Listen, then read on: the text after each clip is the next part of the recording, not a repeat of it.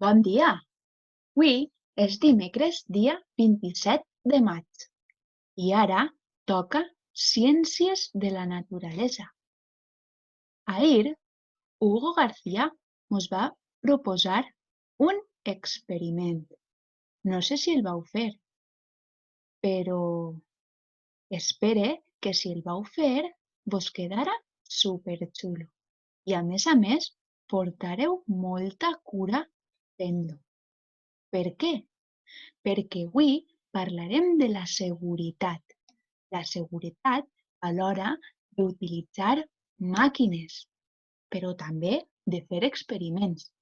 Per exemple, si anem a tocar algun producte que és perillós, hem de ficar guants per a que no siga mal per a nosaltres. Pot ser que algun dia fem un experiment que puga ser perillós per als ulls.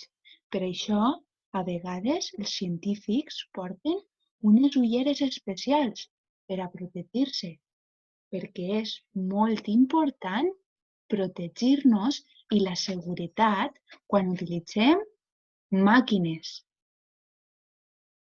A que haureu vist que a lo millor un senyor que treballa en l'agricultura en el camp, segons quina feina vaig a fer, porta uns guants per a no fer-se mal a les mans.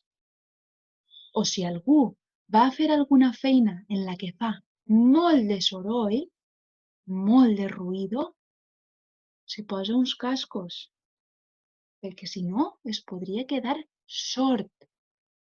És superimportant protegir-se. I això és el que anem a veure avui en Ciències de la Naturalesa. Mire, anem a posar la pàgina 100. Oh, arribem a la centena. La pàgina 100 és una centena, 0 desenes i 0 unitats. La següent és la 101. Una centena, 0 desenes i una unitat. Mare meua, estem a punt d'acabar el llibre.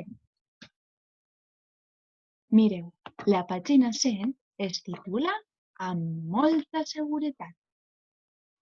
Així ens explica que hem de respectar les normes per a que no siga perillós el que fem. Vosaltres heu llegiu per a saber ben bé què posa. Després tenim l'activitat 1. Hem de fixar-se bé en el que està fent cada xiquet, perquè hem de marcar 3 accions en les que es respecten les normes d'ús de les màquines i els materials. 3 xiquets que estan fent bé les coses. Per exemple, que s'haja caigut este got i estiga l'aigua per terra, això és segur? Això no és gens segur, perquè pot anar algú caminant i esvarar i caure a terra. Per això, si vegem que en terra hi ha aigua, de seguida hem d'anar a netejar-la per a que no hi hagi cap accident.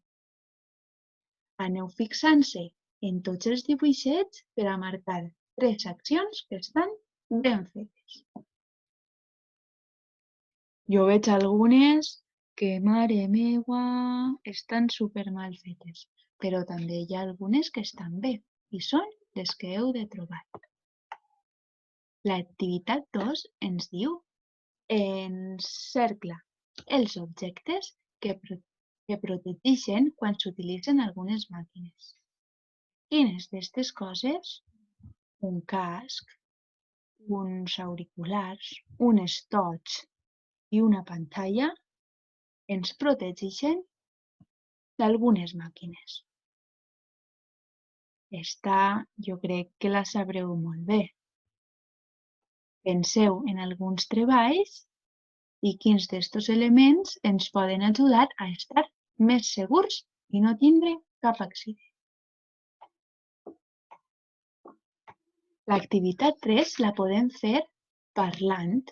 Ens diu, explica com es respecten les normes d'ús en aquestes escenes. Per exemple, este està arreglant una aixeta. Quina cosa està utilitzant per a que siga més segur arreglar l'aixeta? Estos d'ací estan compartint unes tisores.